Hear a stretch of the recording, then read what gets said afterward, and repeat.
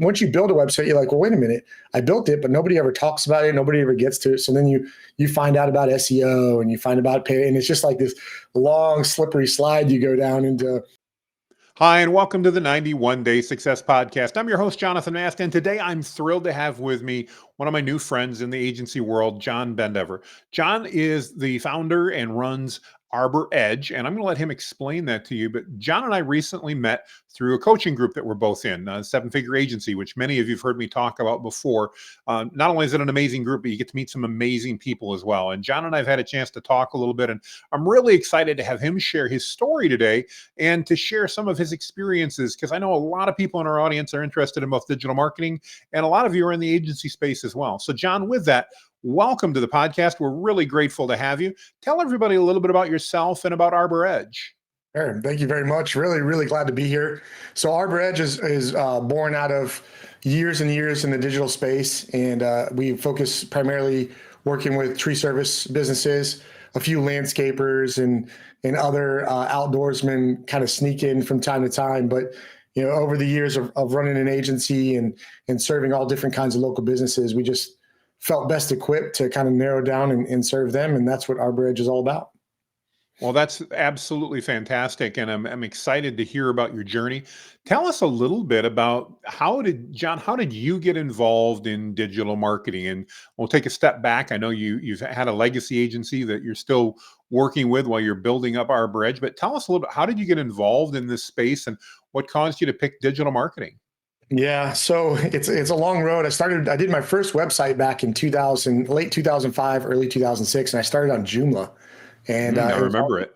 Yeah, it was all because I was in the IT industry, and when you do stuff in technology, most of the time people walk up and be like, "Oh, you know computers, you can do this or you can do that." So somebody asked me to make a website for them, and I was fumbling my way through it. And I guess I was a couple months in and just really struggling because Joomla was terrible, or back then it was anyway. And my father-in-law comes up and is like, "Hey, I started my new blog, and I had it up and going in like an hour." And I'm like, "What? How did you do that?" And he's like, "Well, have you ever heard of WordPress?" And I'm like, "Well, no, I'm over here on this junk called Joomla." And he's like, "Yeah, you should really look into WordPress." And I was like, "Well, is it easy?" And he goes, "Well, son, if I can do it, you can." So WordPress, and it's a slippery slope. As I mentioned, I was in the IT industry, so I was doing like help desk support and desktop support, stuff like that. And but once you build a website, you're like, well, wait a minute, I built it, but nobody ever talks about it. Nobody ever gets to it. So then you find out about SEO and you find about pay, and it's just like this long, slippery slide you go down into WSOs and JVZoo and AppSumo and all that stuff. But that led me to launching our legacy agency, Local Marketing Pros, in 2011. And I primarily launched that because I was watching all my family and friends around me that had businesses or side hustles. They were paying these crazy amounts of money every month to the yellow pages and the online directories and people like that provided a site with advertising, and they weren't getting any results from it. And with what I learned from 06 to 11, I knew that I could help them. So I officially launched the business, started taking on customers, and I did the normal thing everybody does. The first couple websites are free, couple after that are a couple $100, and then just kind of worked my way into actually doing it full time. And fortunate enough to have a team now, and we serve clients in a bunch of states across the U.S. Well, I really love that story, and I appreciate you sharing that. I think, it's especially enheartening for people to hear that are wondering, how do you get started in this? That, you followed a path that many of us do, which is getting drawn into the industry now over a decade ago for you. And, like you, I remember giving away the first couple sites for either free or next to nothing in exchange for, hey, if you're happy, I need a testimonial and a couple referrals as well.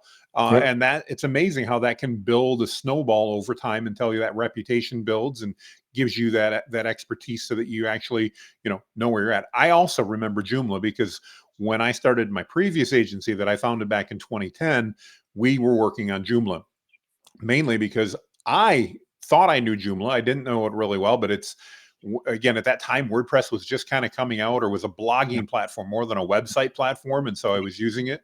And I'll never forget, we were about a year into the agency, and I had a couple of people working for us as well. And we had this lunch meeting, and my wife came to join us, and she's an operational person. I'm not. I'm a sales and marketing guy. And we left the lunch, and I'm like, "What do you think? That went pretty well, huh?" And she goes, "Well, yeah, but I got a question." She goes, "Why are you using Joomla?" I'm like, "Because I know Joomla." She goes, "But you have 3 developers working for you that know a product called WordPress." I go, "Yeah." She goes, "Why don't you learn WordPress so they all don't have to learn Joomla?" And I'm like, "Oh, yeah, That's that's a awesome. good idea." Yeah, that's So awesome. and it really did make a change. Now, I must admit, I thought Joomla was pretty decent. I didn't think it was too bad. But I know that back in those days, we were really fortunate that we had found a template maker that worked in what is the equivalent of like blocks on WordPress today. Yeah, Even though yeah, it was back in 2010, there was one guy that I found doing it, and that made it easy for my sales brain to figure out how to start yeah. creating these websites. But Well, when I started on it in '06, or so, it sounds like in '10 it was way easier anyway. But when I started on it in '06, when you added a plugin or you added something with functionality, you had to recompile all the code with server commands. And oh back then, wow, we didn't have all the stuff we have today. You can jump into AI today and be like, "Give me the code to do this," and boom, you'd have it. Back then, you got to go buy books or go to Barnes and Noble and get a Linux book on how to run the commands to compile Joomla. So it was absolutely terrible. wow, yeah, that was definitely before I got into it. It wasn't that bad at that point in time. It was more or less visual. It certainly wasn't great, and certainly WordPress has. No offense to anybody on Joomla, I haven't used it now in years, Yeah, but WordPress yeah, seems to have moved a long way from that. And again, I'm referring to something as we record this in 2024.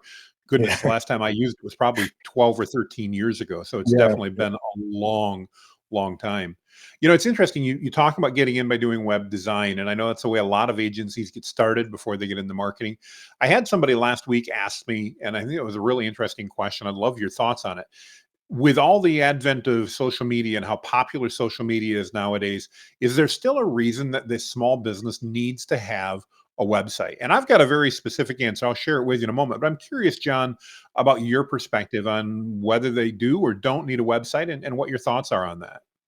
my answer is going to be as objective as possible given the industry that I'm in, but 100% believe that a small business needs a website. And the reason for that is it's the only thing that they can own on the internet.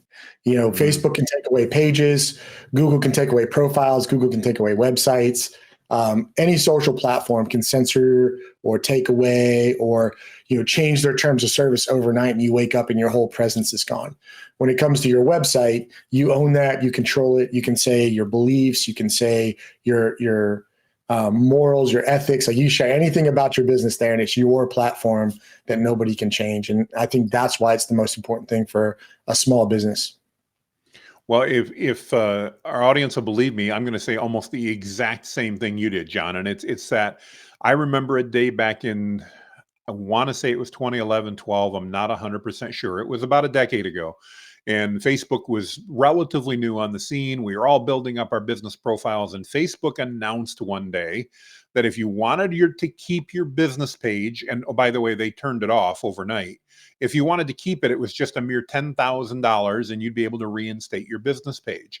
And there was an uproar. I mean, it was early days of Facebook in comparison, and they literally changed their decision within less than 24 hours. Yeah, And yeah, I remember it taught me a really good lesson, because back then people were asking the same question, and you're absolutely right. They control it. You're not paying them for it. They control it. They can turn it off at their will. And all the effort you put into building that, if that's the only place your content is, has been lost. It's gone. It's gone forever. yep, And there's not a darn thing you can do about it, because you have nothing, no contractual agreement. In fact, if we ever did read the terms of service, I'm sure it says they have far more rights than we even realize. You're basically, I'm sorry, you're screwed. You're not going to get anything at that point in time. that's So it. no, Yep. I'm 110% agreement with you on that. I love asking though, because it's interesting to hear, and it's interesting to me how over a decade later, people are still like, do we still really need a web page? And my answer is absolutely, just like you. It is something you can control. And at the end of the day, it's also the other thing I always point out to people. I'd love your 2 cents on this. Is if you're on social media, let's say you're a restaurant or you're a tree service company like you deal with, or whomever, and I'm on your Facebook page, nothing stops Facebook from selling me an ad to your competitor that That's shows right. up when I'm on your page. That's right. If I'm on your website, guess what? I'm never going to see one of your competitors' ads unless you approve it for some unknown reason. And Yep. I've got full control of that. And I can, as we talked with WordPress, I can download that entire website. Even if my host decides they don't like me, all I have to do is move that site to another host and I'm back up and running. I haven't lost anything in the process. Yep. So Yep. Yeah, and you'll be back up and running in under an hour if you're tech savvy enough, you know.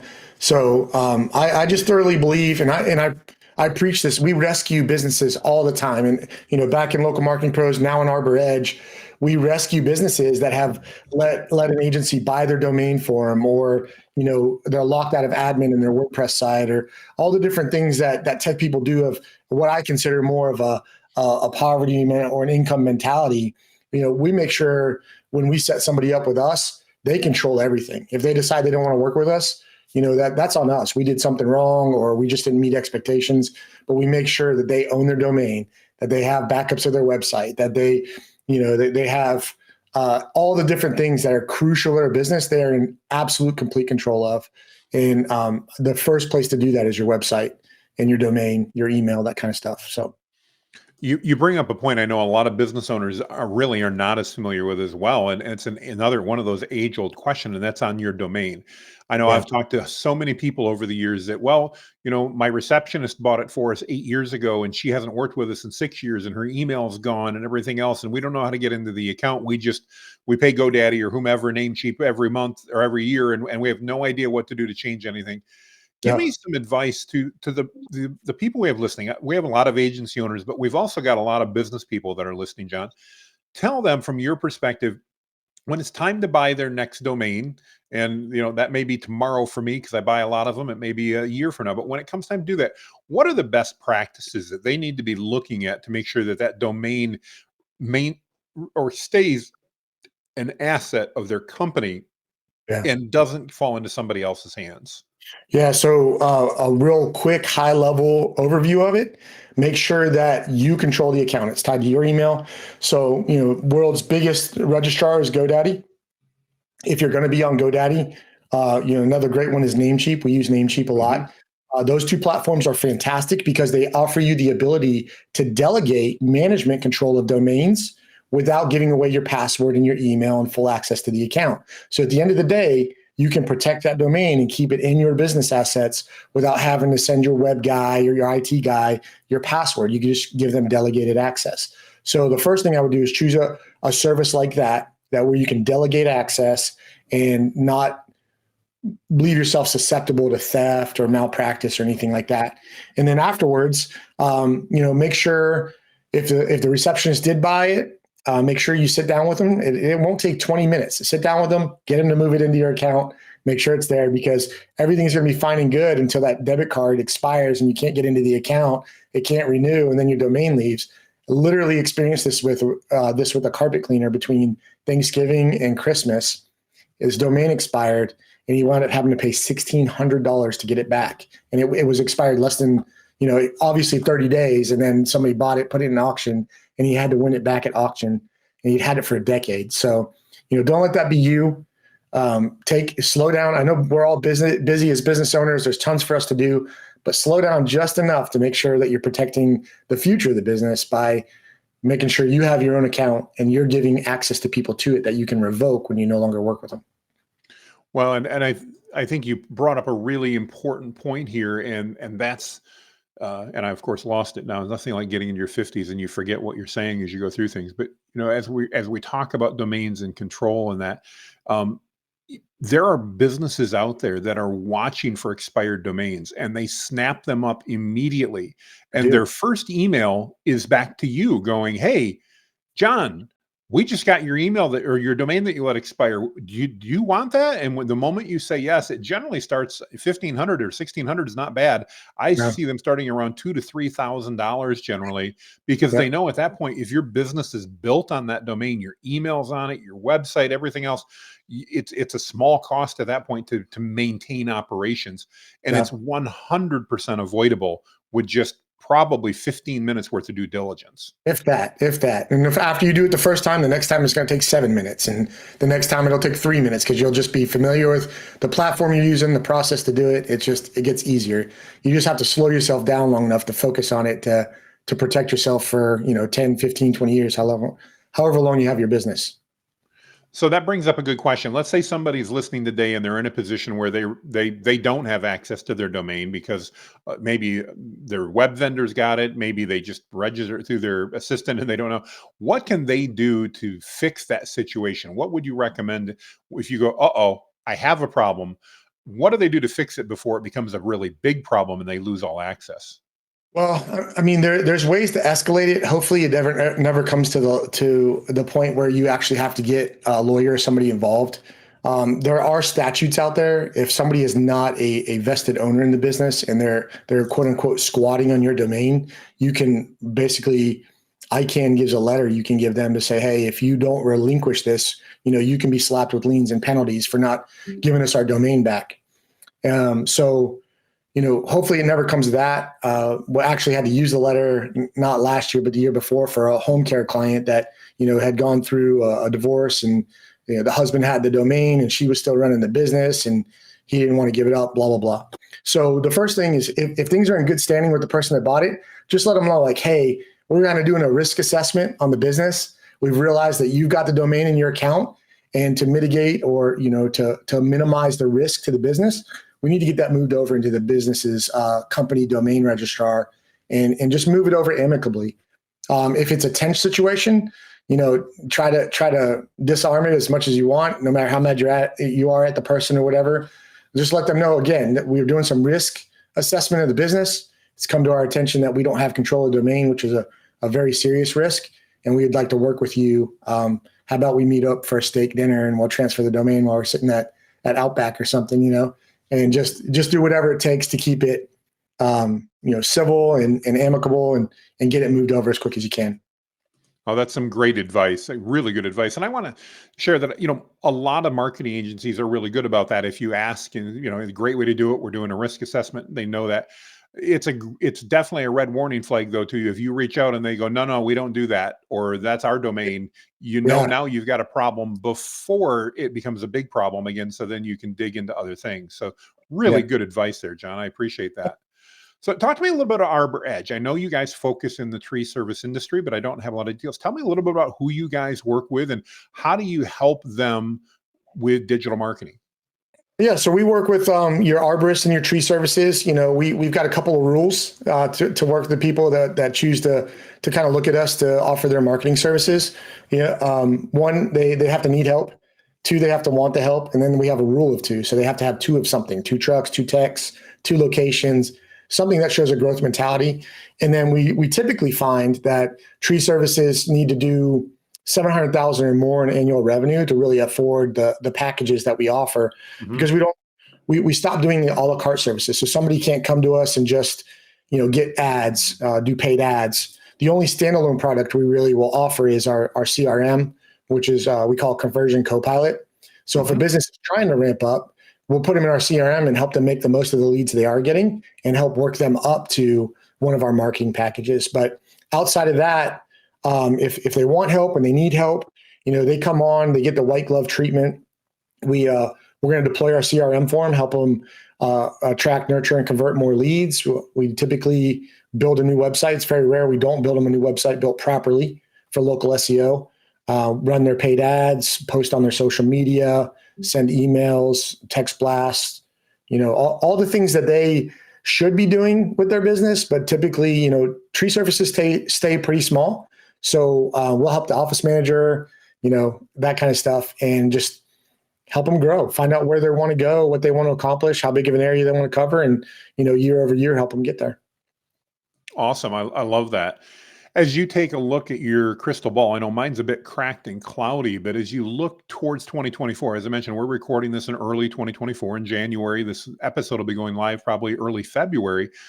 What types of things should tree service companies be looking for or be thinking about as they look at 2024? And, we just got done making all of our New Year's resolutions and how we're going to work harder to grow the business this year and all that.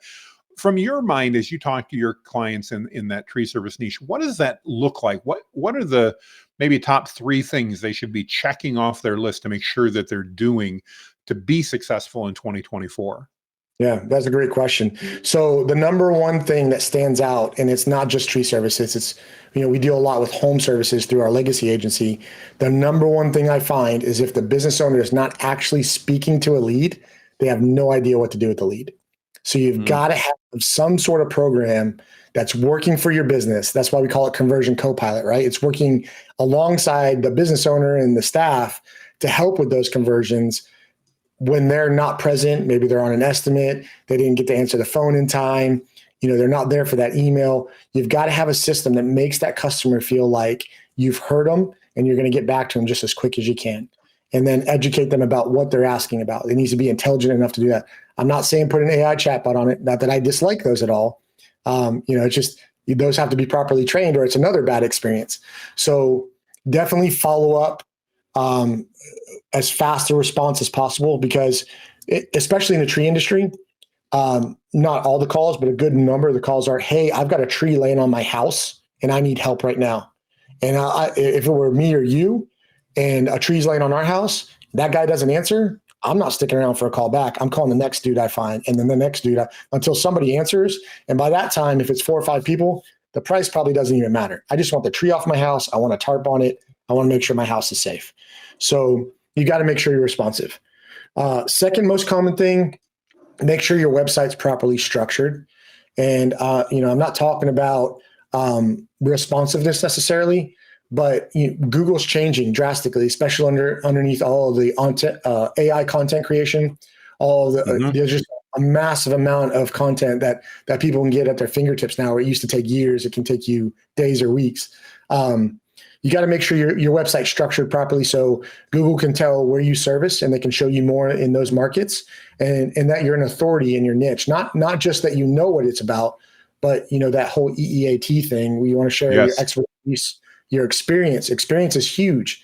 If you've been in business for 30 years, slow down enough to do an interview with your marketing guy and tell some stories about Miss Susie Johnson that you helped after a hurricane, and Mr. Smith that you helped after a tornado, and all the things you've seen in your area and how you care and you support the community and you're there. Those are the things that are really going to set you apart. And then the last thing, beyond the follow-up of initial lead, make sure you're sending emails. I probably 9.5 out of 10 businesses are not sending emails.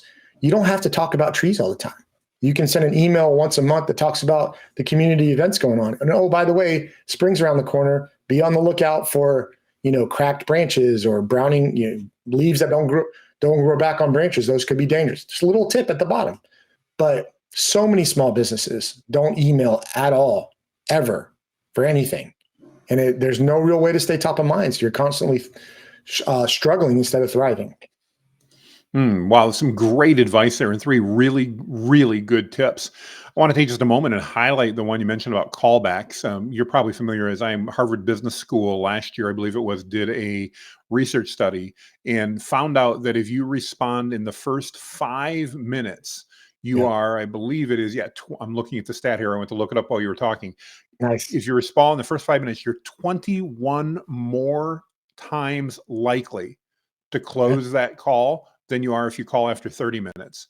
And yeah, what's amazing is the drop off goes, even the difference between 5 minute callback and 10 minutes is like 1/4 of the response at 10 minutes as it was at 5 minutes.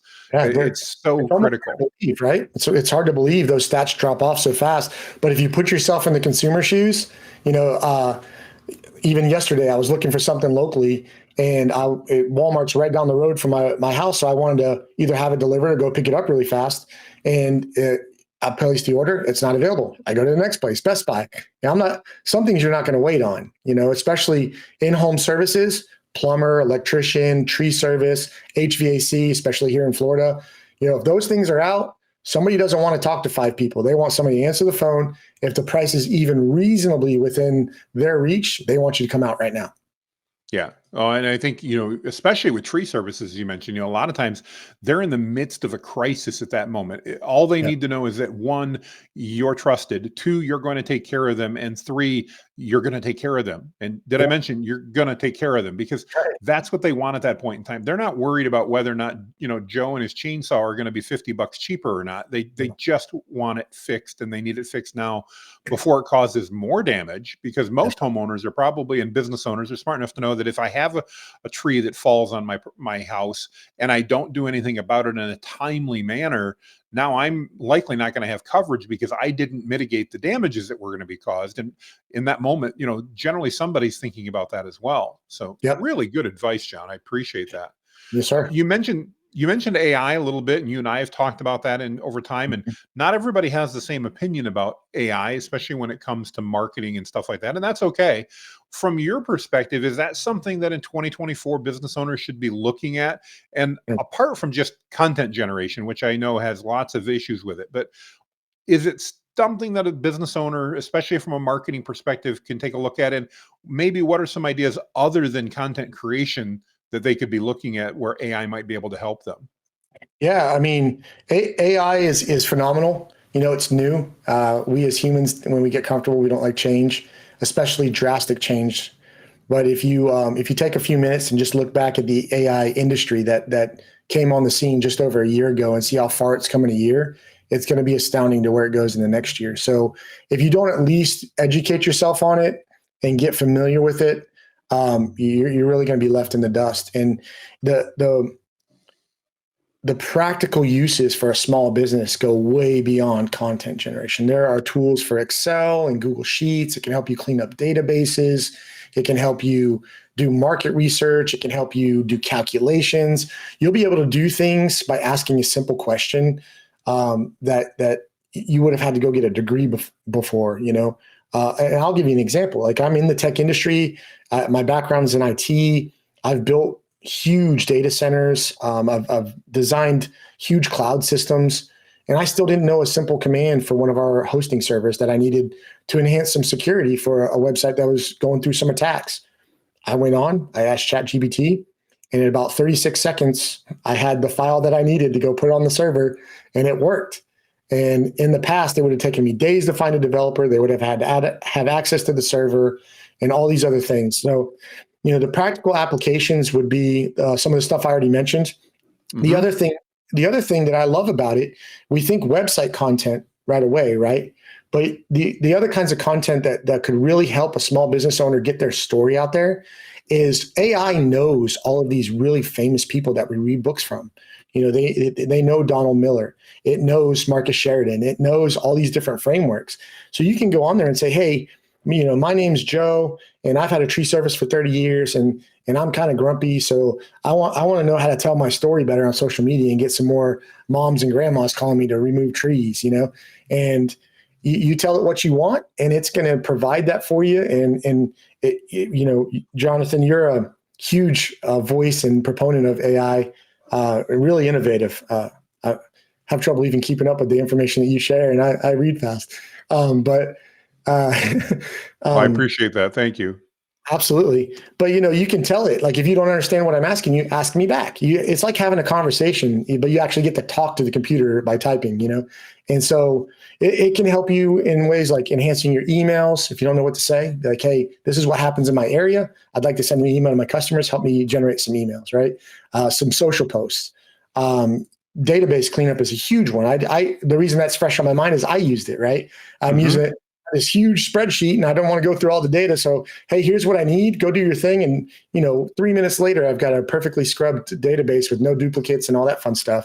So it sounds super advanced, but it's really just slowing down enough to have a conversation with AI, share with it what you need, tell it to ask questions if it's unclear, and then just enjoy the time and savings that you get from it, because, it's here to stay, and it can be just a huge asset for you. I think that's really good advice, and I'm biased. There's no doubt, because, as you know, I'm a huge AI nut. My business runs on AI, and I run a big AI group on Facebook. But at the same point in time, I really do believe one of the things you're saying is so true, and that's that AI is here to stay. It's not going away. It's been many years since we started using things like Grammarly and all that, which are AI in and of themselves. I mean, even your GPS in your car is really artificial intelligence. How long have we been using our phones to tell us how to get from point A to point B? That's That's right. artificial intelligence because it's analyzing that data and it's giving us real-time feedback. That we're all comfortable with, but we seem to get uncomfortable the moment we have to type a question into a computer and go, wow, it wrote that email better than I could have wrote it, which by the way, I do every day because it's a much better writer than I am. So Yeah. I think that's a good point. As business owners, I think we need to embrace the fact that it's not going away. It doesn't mean we need to rebuild our businesses, but there are so many ways to utilize it to help your team and all that. I think that's really, really good advice. I appreciate that, John. Yeah. That's fantastic. Absolutely. So apart from digital marketing, we know that there's other things that businesses can do to promote themselves. As you work with your clients, are there any, let's call them traditional forms of marketing that you recommend they use to complement the digital marketing things that you do? And if so, could you maybe share that with us? Yeah, I'm a big relationship guy. I like getting to know people in my community. I started doing that just before the world came unglued in 2020, but kind of getting back into it now and getting back into a groove. Personal relationships, you never know who you're going to meet when you go visit some BNIs or you get involved in your local chamber and things like that. So not just from a business aspect, but just from a business owner aspect, having community around you, because it's hard owning a business. It doesn't matter what It can size it be, is. absolutely. It's really hard and can be super lonely. So, getting involved in your community, even if it's just a small circle of people that, the days that you want to punch your screen in the face or throw a chainsaw down a cliff or, whatever it may be, you have somebody to lean on and kind of vent to, and there's no repercussions for it. And I don't know how much you've seen of this, but kind of getting back to some of the traditional things like handwritten notes and letters and cards. Our world is so tech now that it means a lot to get a handwritten something in the mail. I think that could go a long way. A thank you card after you finish a job for somebody before you send the review request. Hmm. Sending them, if you happen to know their birthday, send them a happy holidays, Merry Christmas card. Just the little things that we kind of get too busy and overlook is huge. So I think those would be the biggest two things I would say, and that I'm actually trying to do myself is be more personable, more relational, and that goes a long way. May not yield anything today, but it will down the road, I believe. Again, I think super, super sound advice there, especially with AI and what all it can do. It's made some of those personal touches that much more important to Yeah. do. And I think, when you're talking tree service, most of your clients, I'm assuming, are working within a local region that they're providing those services. They're probably not driving all over the state or certainly Right. all over the country to do so. So making those relationships with the people that can refer jobs to them, or whether that be property management companies, maintenance companies, insurance adjusters, whoever that may be, makes perfect sense. And I think many of us, I know I do at least, I'm really craving some of those personal interactions now because just like today, you and I are virtual. You're down in Florida, I'm in Alabama. It's, we're at least probably 16 hours away or 12 hours away from each other, but yet we can pop on and do this. And that's common. I've spent, in fact, most of my day today on video meetings. It's still nice. And, next week I'm headed to Dallas to speak at an event. And I'm really looking forward to actually meeting some people. And in fact, I'm staying a day longer just to have lunch and coffee with a bunch of people the day after the event because Yeah, it's so rare nowadays. So I really think that's a really profound point. Thank you for sharing that. absolutely. That's amazing. So as you talk to people and you try to figure out, are there any other things that you're seeing happening that, whether it be tree service companies or anybody for that matter, is missing on a regular basis that they should be taking a look at in their digital marketing? Any other quick suggestions for them to be focused on? No, I think just especially now when things are getting so noisy, focusing on the small things, doing the little things that'll make a big difference over time. Going back to website structure, make sure it's built properly with what Google likes and what it loves.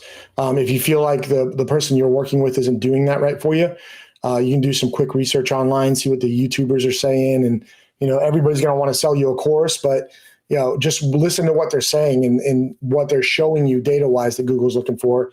And then um, beyond that, you know, um, maybe the other important thing, going back to the email, just staying in touch with your Yeah. audience, asking for referrals, especially if you're struggling and you do a good job and you're confident in your work, just reach out and say, hey, we're here's where we're at and we need your help. And people are awesome, especially if you've done a good job for them. They'll help you. they'll spread the word. And 100%. yeah, I mean, those are really the big things. Just be a human running a business that helps humans, and it seems to go a long way for you. Don't try to Oh, overcomplicate. I love that. Yeah, be a human running a business. It goes a long way. I think, your comment on the reviews makes so much sense to me. It's amazing to me how few businesses actually reach out when they know they have a happy customer. And I'm been guilty too. So remember I'm pointing, it's three fingers pointing back at me. And we Yep. so often fail to just ask and say, "Hey, John, if you were happy with our service, would you give me a 5-star review?" It Yeah. reminds me years ago, I'd stayed in, of all places, a Holiday Inn Express, if you remember their commercials. And I remember nothing special. The hotel was fine, nothing against it, nothing great, nothing special. But I remember when I'd go up to my room in the elevator, they had a poster and it said right there, "If you need anything to make your stay better, please let the front desk know." I thought that's pretty good. Didn't need anything. Again, nothing was stellar. It wasn't like it was the Four Seasons or the Ritz, but I didn't expect that. It was fine. When we checked out a couple days later, the checkout clerk was asking me, "Would you give us a 5-star review for your stay?" And I thought, well, hang on. I saw that sign and it said I should call, and I never did because I really didn't need anything. And I admittedly left them a 5-star review when normally it would have probably been a 4 because they did fine, but it wasn't stellar. But I left them a 5-star review because, one, they asked, and two, they conditioned me to do it. And it was Yeah. so easy. I didn't feel offended. I didn't feel manipulated, nothing like that. They made it very clear during my stay that if I needed anything, they were there for me. And all I had to do was ask. And then so when I went to check out and the receptionist asked me for the front desk asked me for a 5-star review, and she did it very nicely. "We'd really appreciate your 5-star review. We consider anything else to be a failure. If there was anything you needed and we didn't provide, would you let me know first before you leave us a bad review?" That was Nice. reasonable, Yeah. but it was also effective because, again, I left a 5-star review. Yeah. And normally I wouldn't have left any review. It wouldn't have been bad or good. I just wouldn't have left one. And I think as business owners, we miss that. And reviews are so important. Earlier, you talked about the EEAT of Google, and reviews I know fit into that from Google's model of, again, creating that authority and that trustworthiness and that. And I think it's so important if you take nothing else out of this podcast and you listen to this, if you're a business owner and you're not asking for those reviews, you don't have a system to do that, you need to develop that. And here's the good news. John can help you with that. But reach out and ask people for those reviews. It's great advice. I myself need to do that. It's been a little bit since I have myself. I like the approach of the hotel too. If you are asking for it, you can say, "Do you feel like I earned 5 stars?" And if not, tell me why. Like, it's okay to tell me Mhm. I want to do better. We in the digital world, we fail to communicate a lot. We get stuck behind the screen, and it's okay for us to go to ask a client like, "Hey, what can we do better?" And be like, "Well, I'd just like to hear from you more." They Mhm. want a personal touch. So when you take the opportunity to ask, especially if you do it in person, you're going to get that immediate feedback so that you can make corrective actions for the next. And maybe you only give 4 stars there. You don't have to be perfect, but you at least want to head off the 3 stars, the 2 stars, because believe it or not, are more likely to walk away and grumble and complain about your service than they are to leave you a bad review. So Yeah. you want to circumvent that as well. Well, and it reminds me, especially in the local market, how, and I don't know, I'm going to get the stat quite right, but a happy customer tells one other person, an unhappy customer tells 7. Yeah. And, we want to keep that in mind. Your comment there reminds me a lot of we both know Josh Nelson, and he recently wrote a book about client retention. And Yeah. and apologies to Josh if you're listening to this, there's a lot more in the book than what I'm going to say, but one of the major points he made was that so often client retention can be improved by simply communicating regularly with a client and letting them know you care. You've got it right in front of you, the client retention handbook. Yeah, that was good, by the way. That slow movement. If I didn't know you were holding that, I would have thought that was AI. That was good.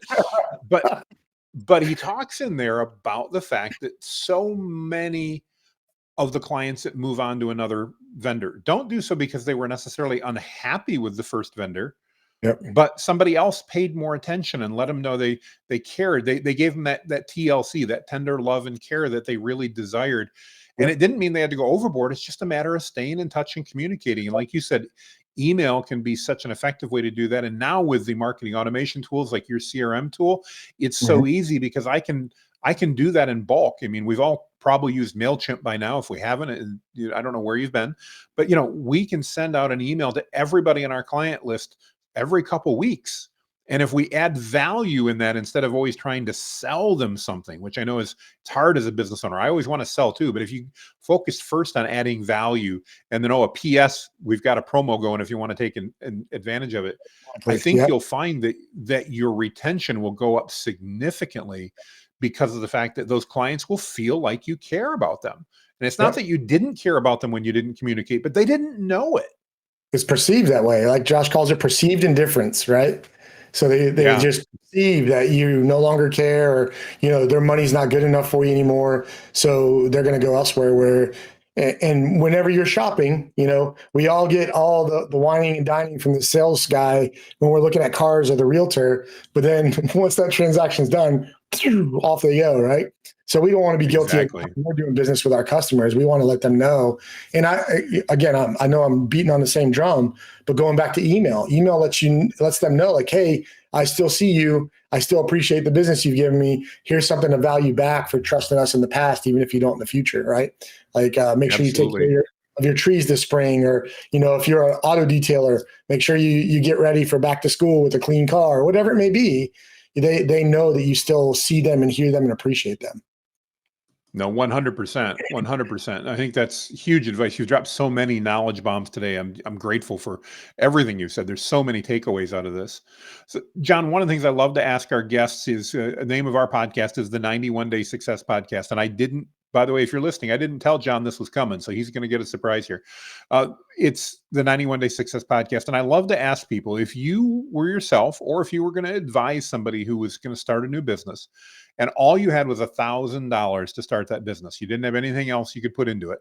You don't have to worry about your expenses; those are covered. But your business has only got $1,000. What would you do in the first 3 months or 91 days to build a business that would hopefully be generating $10,000 by the end of that 91 days? Any thoughts on that? Again, I love to ask successful entrepreneurs and business owners what their take is. And I'm intrigued to tell you as well that, in 50 plus podcasts, nobody's ever said the same thing. So there's no right or wrongs, but what are your thoughts on that, John? Nobody's ever said the same thing, huh? Well, not yet, but for me, the very first thing I would do, because I believe in local so much, and I'm going to assume that we're talking about a local business. I would go do something free. I'd get my Google business profile set up and optimized, and I would just there's a product that's called the Google Business Optimization Bible or something like that. I'd probably pick that up for whatever, it's like $30 or something. Then I'd go find a software that I'm comfortable with that would offer me both landing page and email capabilities. And I would set that up so that I could start running some affordable ads in my area to start getting the phone ringing. Let's see. What else would I do? Because that only used like $100. Well, that's good advice, though. I mean, because you're setting yourself up to be found, and then we're going to do some sort of marketing. Even if you're taking flyers as a tree service company and put them under people's windshields, you're still going to do something, and you need to drive them there, because nowadays we look online to get information and validation. So that's all really good.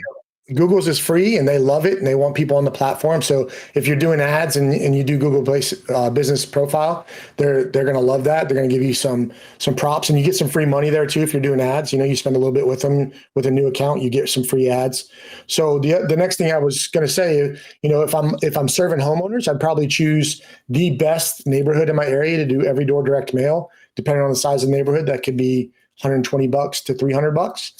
That gets my name out there. Probably do some door knocking, call some people that maybe serve the kinds of customers that I want and treat them to lunch, build some relationships, go to some free BNI meetings, go to some free other meetings. That's going to cost me a little bit for dues and travel. Outside every door direct mail, there may be another local opportunity. If you have an actual product in Lakeland here, we have First Fridays. That'll get you a booth for a couple $100 and thousands of people would walk by and see you.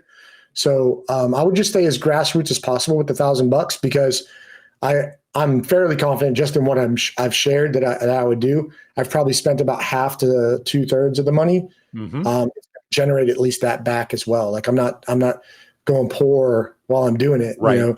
And this is a lot of the same way that we help home service businesses. If you're building a new website, you don't want to wait till that's over and it's a month down the road, and then you're getting. That's why we throw up a landing page, start running ads to it, get some early wins, get some phone calls coming in, building some momentum, and keeping you encouraged and growing your revenue. So, I think that would be my plan of attack. If somebody's like, hey, here's $1,000, I'm no Grant Cardone, but I think I can make a go of it. I have no doubt that would work well, and I think that's really good advice and sound advice on how to get started. And local is what matters for most businesses, so I think you're spot on. So thank you for sharing that. That's great advice, John. If somebody's been listening to us, maybe on I know we do this via video, but also goes out on audio on Amazon and Apple and Spotify and all those other platforms. How would they reach out to you if they want to find out more about what you're doing at Arboredge? How do they best reach out to you? Yeah, so we have arboredgemarketing.com. It's currently being developed. It's a new site. So you can also reach me at johnjohn at arboredgemarketing.com. Be happy to reach out. I'm easy to find me on Facebook as well. Just take the name off the screen, give me a little search, and shoot me a message. Very responsive on social media. And if you come across the Arboredge phone number, you can text that, call that, and get a hold of me as well. Fantastic. And we'll put that information here on the screen as well as down in the show notes so you guys can do that. I want to encourage you, especially if you're in the tree service industry, reach out to John, talk to him, find out what type of things they're doing and whether it makes sense for your business. As you heard today, he's got some amazing advice and he's got great experience in the digital marketing world. I talked to a lot of agencies, and today was a lot of good practical knowledge that oftentimes we don't get. So John, thank you so much for your time today. Very grateful to have you on the show. And if you've been listening with us, we want to thank you for sticking with us through the podcast. We so cherish your viewership and your listenership.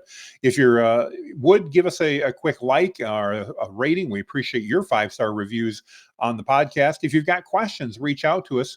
We'd love to hear from you. And if you're a digital marketing agency owner, we would love to interview you on the podcast, just like we have John. So with that, make it a great day, everybody. Thank you. And we'll see you on the other side.